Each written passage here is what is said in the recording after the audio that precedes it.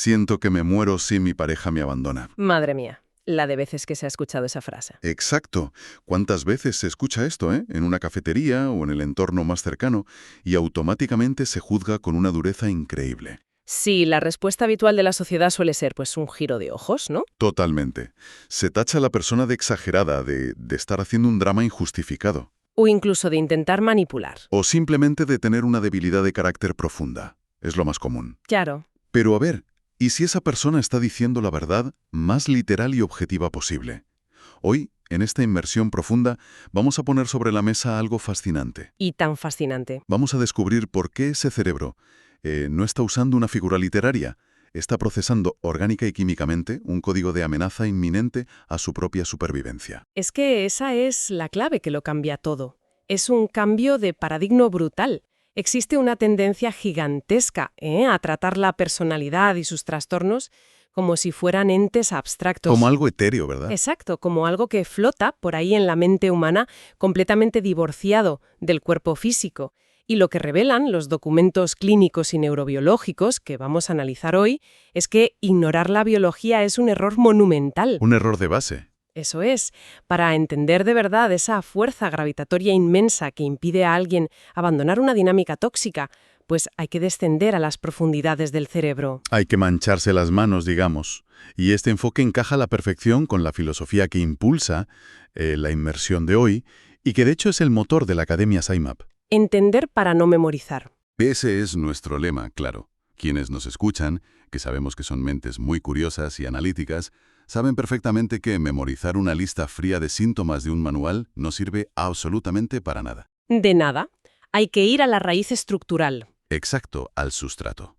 Hay que ver cómo funciona el engranaje por dentro, aplicándose a aprender haciendo. Y para empezar a entender el engranaje del trastorno de personalidad por dependencia, el TPD, pues supongo que debemos buscar el origen de esa señal de alarma letal. Pues ese origen se encuentra en una estructura muy pequeñita. Tiene el tamaño y la forma de una almendra y está escondida en las profundidades del lóbulo temporal medial. Hablamos de la amígdala. La famosa amígdala. Sí, su función evolutiva es indispensable. A ver, es el sistema de radar del organismo. Escanea el entorno sin descanso, ¿no? 24 horas al día. Eso es, buscando señales de peligro. Y lo más importante aquí es su velocidad. Tiene una capacidad de disparar una respuesta de pánico fulminante muchísimo antes de que la corteza prefrontal intervenga. Que la corteza prefrontal, recordemos a quienes nos escuchan, es la parte del cerebro encargada del raciocinio y la lógica. Exacto. La amígdala salta antes de que esa parte racional tenga tiempo de evaluar si el peligro es real o no. Y claro, esto me hace plantearme una duda muy anatómica que seguro que mucha gente de nuestra audiencia comparte. Si esa alarma es tan desproporcionadamente potente en alguien con dependencia emocional extrema, ¿significa que su amígdala es físicamente diferente? Es una pregunta muy lógica. Es decir, ¿es más grande que la de los demás? Como un músculo que se ha hipertrofiado de tanto usarlo. Pues fíjate, es un mito bastante extendido decir que está hipertrofiada. Los escáneres cerebrales, las resonancias magnéticas de alta resolución, nos muestran un panorama muy distinto. ¿No es más grande entonces? ¿Qué va? El problema no reside en el tamaño físico de la estructura. De hecho, en pacientes que han sufrido estrés prolongado desde la infancia, a veces se ven volúmenes amigdalares ligeramente reducidos. Ostras, reducidos. Sí, por la toxicidad celular. El verdadero fallo es de carácter funcional. Hablamos de una hiperreactividad pura y dura. O sea, un problema de sensibilidad. Exacto.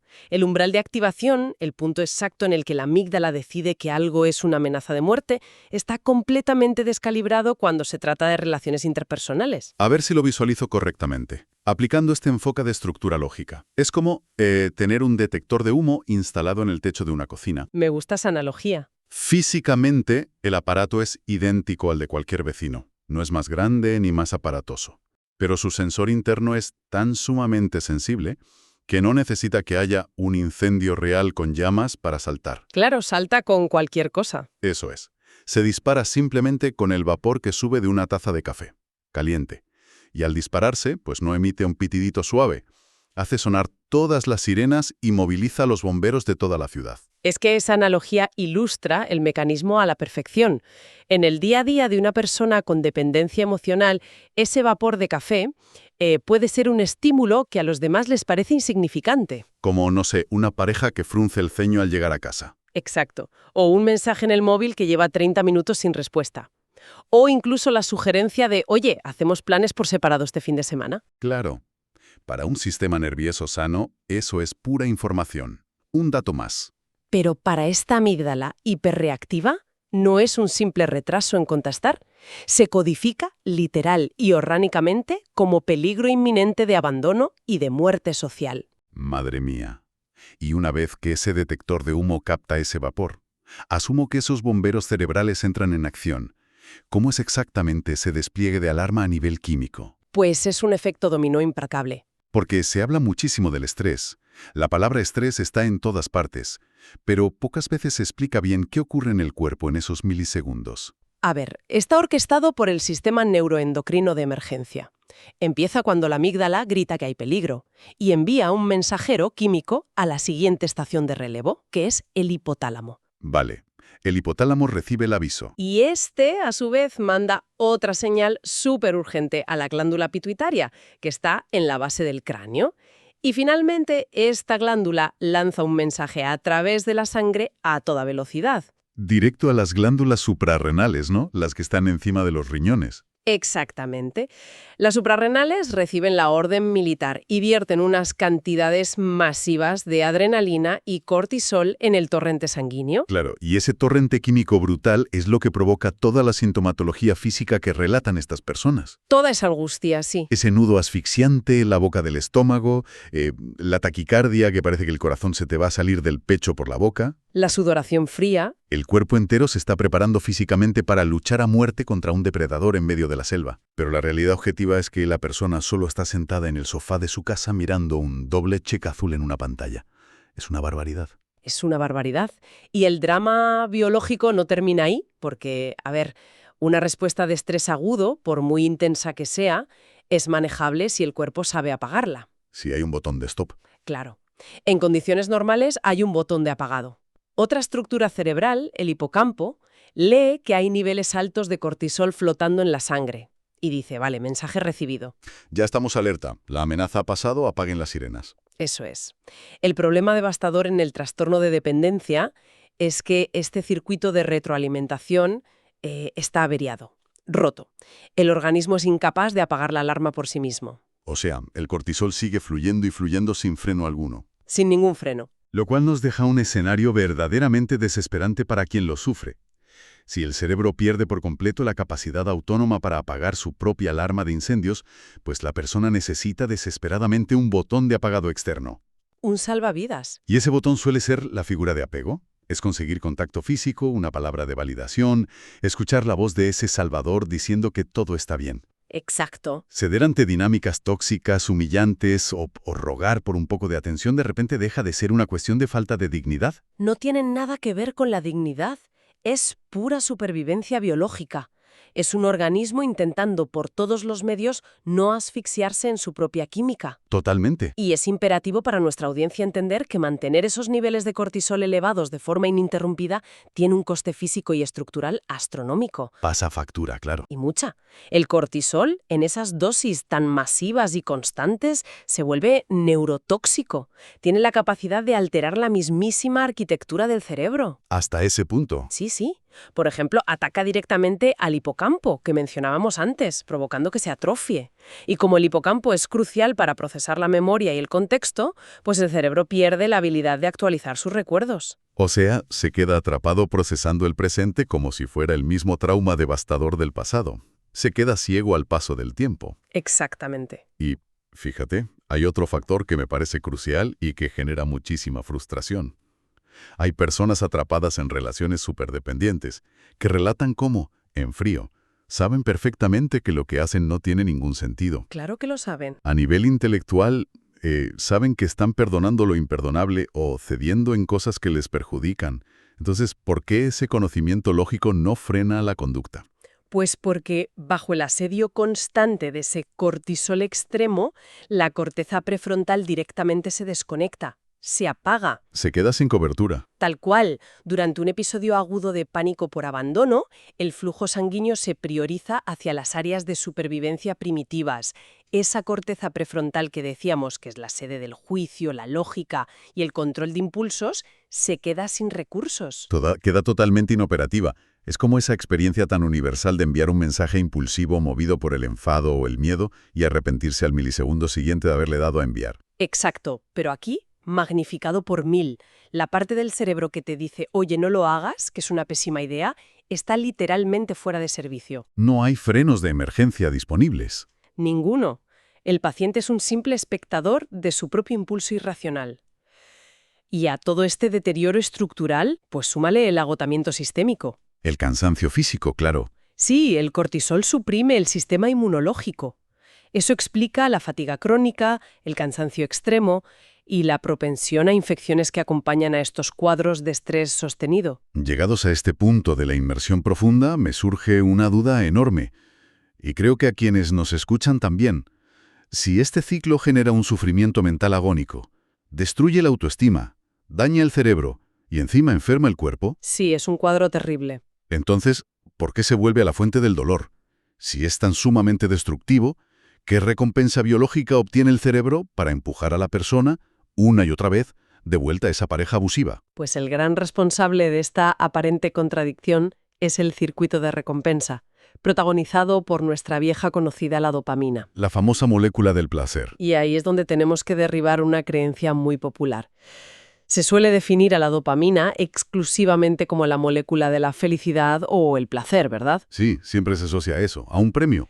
Pues en los circuitos de supervivencia más profundos, la dopamina es la gran mediadora del alivio frente a un peligro extremo. No se trata de experimentar alegría al someterse a otro, ¿eh? Sino de dejar de sentir terror. O sea, no es buscar un premio, es huir de un castigo insoportable. Exacto. Imagina un individuo con el sistema nervioso en llamas, ahogándose en ese pánico al abandono. Y de repente toma la decisión de ceder el control, acepta condiciones abusivas o pide perdón sin tener culpa de nada. Y a cambio recibe una mínima validación. Eso es. En ese milisegundo exacto, el núcleo de recompensa registra una descarga masiva de dopamina contingente al alivio inmediato de ese terror. Claro, el cerebro formula una ecuación matemática perfecta. Ceder el control garantiza el cese del dolor extremo, lo que equivale a un torrente de dopamina salvadora. Lo has resumido perfectamente. Por lo tanto, la sumisión y la dependencia operan exactamente que una adicción química severa. Una pasada. El cerebro marca esa conducta como vital para la supervivencia. Esa migaja de atención actúa como una droga endógena brutal. Una droga potentísima, ¿sí? Y entiendo que aquí es donde entra a jugar un papel fundamental el llamado pegamento de estas relaciones. Y tengo que admitir que esto me resulta muy confuso. A ver si me lo puedes aclarar. Dime, a ver. Siempre había escuchado que la oxitocina es la hormona de los abrazos, ¿no? Del vínculo, la que forja el amor y la confianza. ¿Cómo puede ser la responsable de encadenar a alguien al sufrimiento? Pues esa es la paradoja más oscura de la oxitocina. En condiciones de seguridad cumple ese rol maravilloso de afiliación y confianza, pero en un terreno abonado por el estrés crónico, su función se pervierte por completo. ¿Qué ocurre exactamente? Visualiza un cerebro que lleva horas bajo la amenaza del cortisol. De pronto, la persona que es la fuente principal de ese dolor le da un momento de tregua. Un abrazo, una disculpa a medias. En ese instante chocan 3 elementos biológicos. A ver, el cortisol bajando en picado, la dopamina disparándose por el alivio y la oxitocina coronando la mezcla por ese contacto físico. Justo así. Y así se formula lo que en clínica llamamos el vínculo de trauma. Es una alquimia perversa. Telita. El contraste entre la agonía del abandono y la euforia inducida por ese rescate es tan desproporcionado que el cerebro asocia irremediablemente a esa persona con la salvación. Forja una lealtad extrema. Fanática. Al sistema nervioso le da igual la moralidad humana, ¿eh? No le importa que el salvador sea a la vez el arquitecto del dolor, solo registra quién trae la cura química. Claro. Eso explica el desconcertante fenómeno social de ver a personas defendiendo a capa y espada dinámicas que desde fuera se ven claramente destructivas. Es como un síndrome de Estocolmo bioquímico. Qué buena forma de llamarlo. Sí, el agresor tiene la llave de la única medicina que detiene el dolor. Pero todo esto plantea una pregunta ineludible sobre el origen de esta vulnerabilidad. ¿Por qué ocurre esto? O sea, ¿nacemos ya con ese detector de humo mal calibrado? ¿O es la vida la que rompe el mecanismo? Ah, la gran pregunta. Y para entenderlo, fieles a la filosofía SciMap de estructura lógica y sin memorizar genética avanzada, supongo que hay que explorar ese terreno fascinante que es la epigenética. Totalmente. La epigenética tiene la respuesta. Y es vital comprender cómo funciona. Básicamente se encarga de estudiar cómo el ambiente, las experiencias tempranas, pueden alterar cómo se comportan nuestros genes. Sin modificar la secuencia básica del ADN con la que nacemos, ¿verdad? Exacto. El ADN sigue intacto, pero su expresión cambia. Para asegurarme de que capto bien el concepto, me gusta imaginarlo como un instrumento musical. A ver qué te parece. El ADN puro con el que nacemos es como un piano de cola. Las teclas están ahí, son inamovibles, Me gusta por dónde vas. pero el entorno, especialmente durante los primeros años de la infancia, es el pianista. Es ese pianista el que decide qué melodía se va a tocar, qué teclas se van a presionar constantemente y cuáles se van a dejar silenciadas para el resto de la vida. Va por ahí la cosa. Es una analogía soberbia. Funciona perfectamente. Y en el caso de la dependencia, la ciencia ha identificado muy bien qué teclas son silenciadas por ese pianista. ¿Cuáles son?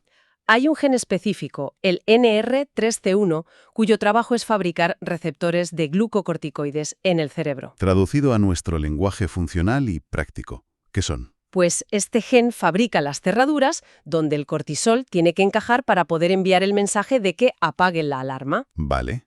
Las cerraduras de la calma. Exacto. Lo que la investigación ha demostrado es que factores como un estrés materno gravísimo durante la gestación o negligencias severas en los primeros meses de vida silencian directamente este gen. Claro, o sea, al silenciar el gen que fabrica las cerraduras, por muchísimo cortisol que fluya por la sangre intentando avisar de que el peligro ya pasó, no hay dónde insertar la llave. El mensaje simplemente rebota. El organismo entero se queda incapacitado a nivel molecular para desactivar su propia respuesta de pánico. Es una condena biológica a vivir en perpetua hiperalerta. Y fíjate, hay otro factor aún más sobrecogedor: ¿Cuál? la transmisión transgeneracional. Se ha comprobado que estas modificaciones en cómo se expresan los genes pueden pasarse a la siguiente generación. Ostras. Sí, una persona que sufrió una adversidad extrema en su infancia puede transmitir a su descendencia un sistema de alarma hiperreactivo, incluso si hoy en día les proporcionan un entorno familiar absolutamente seguro y amoroso. Eso aporta una claridad inmensa, porque explica por qué vulnerabilidades tan profundas persisten a lo largo de las familias. Demuestra que no siempre es culpa de una mala crianza actual, sino que es un eco de un trauma pasado impreso en la biología. Es un peso biológico invisible, espectacular, ¿verdad? Y comprender esto nos tiene que llevar obligatoriamente a preguntarnos, bueno, ¿ahora qué? En SciMap siempre defendemos el aprender haciendo, buscar la utilidad real de comprender un sistema en profundidad. Exactamente, aterrizar los conceptos. Y hay que dejar algo súper claro para quienes nos escuchan. Ser consciente del enorme daño biológico y de cómo el trauma esculpe el cerebro, pues no otorga un pase libre para infligir daño a los demás. Por supuesto que no. No exime la responsabilidad sobre los propios actos. No. Sin embargo, lo explica desde una compasión tan profunda que tiene que transformar radicalmente el abordaje terapéutico, ¿no? Lo transforma por completo. Cuando un profesional de la salud o el propio entorno de la persona comprende que no es un capricho, sino que su sistema de alarma ha sido secuestrado, el primer gran paso clínico es la psicoeducación. Explicarle todo esto al paciente. Sentarse pacientemente y explicarle su propia cascada biológica. Explicarle lo del detector de humo, el cortisol, el déficit de esas cerraduras epigenéticas. Me imagino el alivio. Ese simple acto de desvelar el mecanismo tiene que disolver toneladas de estigma, de vergüenza y de culpa. Es brutal. La persona de repente comprende que no se está volviendo loca, simplemente está ejecutando un programa de supervivencia que se ha quedado desfasado. Y esto arroja muchísima luz sobre las herramientas que se usan para intervenir. Entendemos mucho mejor el papel de la medicación en estos casos, por ejemplo. Totalmente. Si el detector de humo es tan ruidoso que no deja pensar a la persona, pues se comprende que el uso de fármacos como ciertos antidepresivos no pretenden curar mágicamente el problema base. Actúan más bien como un regulador de volumen, ¿no? Eso es. Bajan el ruido de la amígdala lo justo y necesario para que el paciente pueda sostener la mirada, sentarse en la consulta y, bueno, permitir que la psicoterapia empiece a hacer su trabajo de fondo. Y sobre la terapia, la biología nos marca claramente el camino. Sabemos que el pánico y el apego traumático operan a nivel subcortical, en zonas muy antiguas del cerebro a las que el lenguaje y la lógica pura apenas tienen acceso. Así es. Hablar lógicamente no basta. Por eso las terapias más efectivas requieren intervenciones experienciales. Porque la lógica está desconectada. Claro, se necesitan técnicas profundas que permitan al paciente sentir la seguridad en su propio cuerpo, generar nuevas redes neuronales que le convenzan, a nivel físico, de que no va a morir si se queda solo. Y esto requiere una paciencia monumental. Inmuniza contra la frustración de las recaídas. Es fundamental entenderlo. Porque si estamos hablando de tener que reescribir autopistas enteras de dopamina y tratar de modificar marcas epigenéticas establecidas durante años, nadie puede esperar que el cerebro cambie su estructura entera en 2 semanas. Imposible. Se necesitan cientos, miles de repeticiones de una nueva experiencia de seguridad. Un retroceso no es un fracaso moral ni falta de voluntad. Es simplemente la inercia natural de un cerebro dañado buscando la vía de escape que ya conoce. Es un verdadero trabajo de reconstrucción arquitectónica neuronal. Exige muchísimo tiempo, consistencia y una comprensión inquebrantable de la fisiología. Pues llegando al final de esta travesía, de este análisis profundo, creo que podemos sintetizar un mapa fascinante. La verdad es que sí. Hemos arrancado desde el juicio social para desvelar una maquinaria biológica implacable. Hemos observado cómo un detector de amenazas hiperreactivo dispara un tsunami de cortisol. Asfixiante, sí. Cómo la corteza racional se apaga. Y cómo esa necesidad imperiosa de detener el sufrimiento empuja el cerebro a volverse adicto a dinámicas dolorosas, usando la dopamina y la oxitocina como cadenas invisibles. Y, por último, cómo el entorno y el trauma pueden ejercer de pianistas, silenciando nuestros mecanismos de defensa hasta alterar la herencia de las generaciones venideras. El inmenso valor de analizar esto desde la raíz, y esto es clave para nuestra audiencia, radica en fomentar un pensamiento verdaderamente crítico frente a la rapidez con la que solemos juzgar. Ese es el mensaje principal.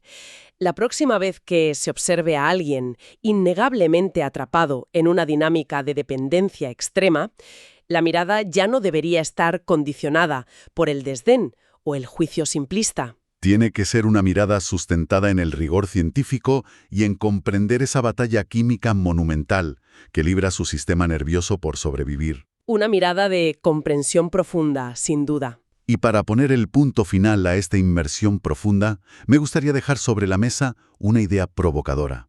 Una semilla para que quienes nos escuchan le den una vuelta. A ver, adelante.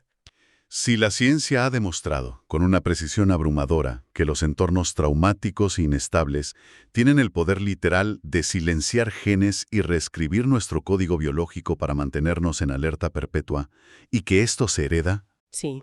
¿hasta qué punto un entorno de seguridad radical, de afecto consistente, incondicional y sostenido a lo largo del tiempo, podría tener el poder fisiológico de tocar el piano a la inversa? Qué maravilla de planteamiento. Podría llegar a despertar esos genes silenciados, desandar el daño molecular y sanar de forma tangible las generaciones que aún están por nacer. Es algo en lo que pensar, sin duda. Es un pensamiento que merece la pena explorar tras descubrir que, cuando alguien pronuncia la frase «siento que me muero si me abandonas», en ese instante exacto, cada célula de su cuerpo cree que es la más absoluta realidad. Gracias por acompañarnos en esta inversión analítica. Hasta la próxima.